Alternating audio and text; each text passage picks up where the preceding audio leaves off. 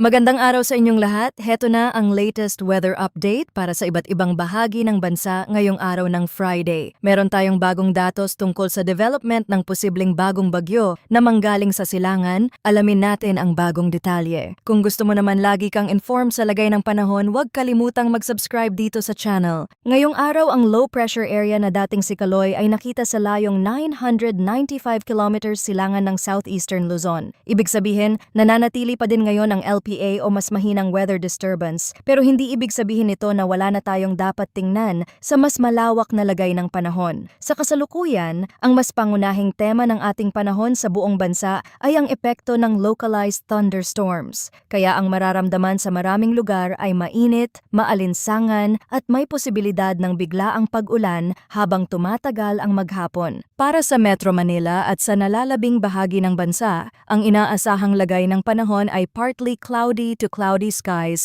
with isolated rain showers or thunderstorms dahil sa localized thunderstorms. Sa madaling salita, maraming lugar ang maaaring magsimula ang araw na maaliwalas, may araw at tila payapa ang panahon. Pero habang tumatagal ang oras at mas umiinit ang paligid, tumataas ang posibilidad ng pagbuo ng makakapal na ulap na pwedeng magdala ng panandaliang ulan o thunderstorm. Ang localized thunderstorms ay hindi sabay-sabay at hindi rin pantay-pantay ang epekto sa bawat lugar. May mga lungsod o bayan na pwedeng manatiling tuyo sa malaking bahagi ng araw, habang ang iba naman ay pwedeng makaranas ng biglaang pagbuhos sa loob lamang ng maikling panahon. Ganito rin ang paalala sa nalalabing bahagi ng bansa. Dahil localized thunderstorms ang pangunahing sanhi ng mga pag-ulan, hindi pare-pareho ang mararanasan ng bawat lugar. May mga probinsya na pwedeng makaranas ng tahimik at tuyo na kalagayan sa malaking bahagi ng araw, pero may ibang bahagi naman na biglang didilim ang ulap at bubuhos ang ulan. Kaya hindi sapat na tumingin lang sa lagay ng panahon sa isang oras ng araw. Kapag napansin ninyong mas umiinit ang paligid, mas mabigat ang pakiramdam ng hangin, at unti-unting dumadami ang makakapal na ulap, pwede iyong maging senyales ng nabubuong thunderstorm. At kapag naging severe ang thunderstorm, pwede itong magdulot ng mabilisang pagbaha sa mabababang lugar at pagguho ng lupa sa mga mas delikadong bahagi ng terrain. Kahit wala tayong malawakang aktibong bagyo na direktang nakakaapekto sa kasalukuyang weather forecast sa buong bansa, hindi pa rin dapat minamaliit ang localized thunderstorms dahil sapat ang mga ito para magdulot ng lokal na abala at panganib. Mahalaga ring tandaan na ang low pressure area na nasa silangan ng southeastern Luzon ay hindi ang pangunahing nakakaapekto sa kasalukuyang forecast weather conditions ng bansa, pero mahalaga pa rin ang presensya nito sa mas malawak na larawan ng panahon. Kapag may ganitong sistema sa silangan ng bansa, natural na mas nagiging sensitibo ang atmosphere sa paligid, lalo na kung may sapat na init at moisture na pwedeng magpalakas sa pagbuo ng mga ulap at thunderstorms. Hindi ibig sabihin nito na direktang ito ang magdadala ng malawakang epekto sa buong bansa sa kasalukuyan, pero isa pa rin itong mahalagang bahagi ng ating kabuuang monitoring dahil nasa silangang bahagi pa rin ito ng kapuluan at pwede itong makaambag sa pagbabago ng daloy ng hangin sa paligid. Pagdating naman sa hangin at kondisyon ng karagatan, sa Luzon at Visayas ay inaasahan ang mahina hanggang katamtamang lakas ng hangin na magmumula sa hilaga hanggang hilagang kanluran. Ang coastal waters dito ay slight to moderate na may taas ng alon na nasa 0.6 hanggang 1.5 meters. Ibig sabihin, sa pangkalahatan ay hindi pa naman ito ang pinakamalalang sitwasyon sa dagat, pero hindi rin ito dahilan para maging kampante, lalo na para sa maliliit na bangka at sa mga mangingisdang kailangang pumalaot. Kapag may biglang pag-ulan o pag-igting ng hangin sa lokal na lugar,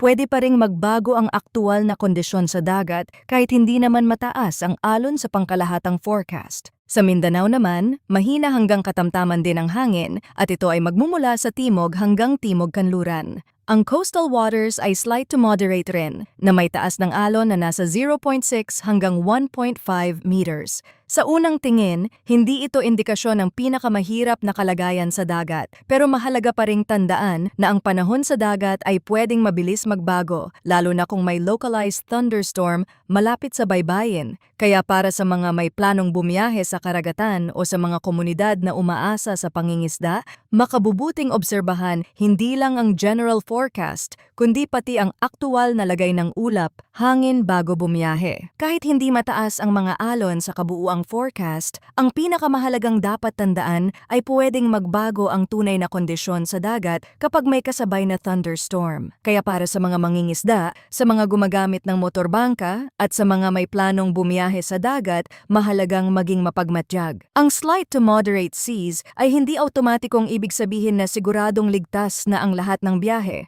Kung may kasabay na maitim na ulap o pagigting ng hangin, makabubuting pag-isipan muna ng mabuti ang paglalayag. Sa usaping panahon at dagat, madalas ang pinakamahalagang desisyon ay iyong pagiging maingat bago pa man lumala ang kondisyon. Kung titingnan naman natin ang extremes ng temperature at relative humidity para sa 24 na oras na nagtapos alas 4 ng hapon ngayong araw, ang pinakamababang temperaturang naitala ay 27.4 degrees Celsius alas 6:30 ng umaga, habang ang pinakamataas ay umabot sa 35.1 degrees Celsius alas 1 ng hapon. Sa relative humidity naman, ang pinakamataas ay 79% alas 5 ng umaga, habang ang pinakamababa ay 46% alas 1 ng hapon. Ipinapakita nito na kahit sa umaga ay mainit na ang pakiramdam at habang tumatagal ang araw ay lalo pang tumitindi ang init sa paligid. Kasabay nito, ang halumigmig sa hangin ay sapat para gawing mas mabigat sa pakiramdam ang panahon, lalo na sa tanghali at hapon. Ngayon, pag-usapan naman natin ang latest tropical cyclone threat potential na inilabas ng PAGASA. Para sa week 1 mula May 14 hanggang May 20, malinaw sa outlook na si Kaloy ay naging mahinang sistema na bilang low pressure area or TC like vortex at inaasahang tuluyan pang magdi-dissipate sa loob ng week 1. Mahalaga ang bahaging ito dahil ipinapakita nitong ang sistemang dati nating binabantayan ay wala ng senyales ng patuloy na paglakas at sa halip ay inaasahang lalon pang hihina. Ibig sabihin, sa kasalukuyang mas malawak na forecast, hindi na si Kaloy ang pangunahing sistemang dapat tutukan bilang direktang tropical cyclone concern sa mga susunod na araw. Ngunit hindi rito nagtatapos ang ating mas malawak na pagbabantay. Ayon sa model forecast, may TC like vortex 1 na posibleng mabuo sa pagitan ng eastern boundaries ng TCAD at TCID at sa ngayon ay may low probability ng tropical cyclone formation sa week 1. Sa madaling salita, may panibagong development na nakikita sa silangan pero sa puntong ito ay hindi pa mataas ang tsansa na maging ganap itong bagyo. Gayunpaman, mahalaga pa rin itong bantayan dahil kapag may ganitong senyales sa mas malawak na bahagi ng dagat sa silangan ng bansa, ipinapakita nito na aktibo pa rin ang tropical environment sa labas ng bansa at may mga posibleng kasunod na sistemang pwedeng mabuo. Pagdating naman sa week 2 mula May 21 hanggang May 27, ipinapakita ng forecasts na ang TC like vortex 1 ay kikilos patungo sa eastern boundaries ng PAR at TCAD na may low likelihood pa rin ng tropical cyclone development sa week 2. Ibig sabihin, sa mas malawak na outlook, may patuloy na senyales ng tropical activity sa silangan pero hindi pa ito nakikitang may mataas na tsansa ng agarang pag-organisa bilang mas malakas na tropical cyclone. Sa ganitong sitwasyon, ang pinakamahalagang dapat tandaan ay hindi pa tiyak ang magiging detalye ng development pero sapat ang signal para hindi ito basta balewalain. Gamit naman ang ibang mga weather model nakikita ang development ng kasunod na sistema. Ipinapakita sa simulation na posible itong maging bagyo at may ilang senyales pa na maaari itong maglandfall or tumawid sa bansa. Pero kailangang maging malinaw na dahil malayo pa ang forecast period, marami pang pwedeng magbago sa mga datos.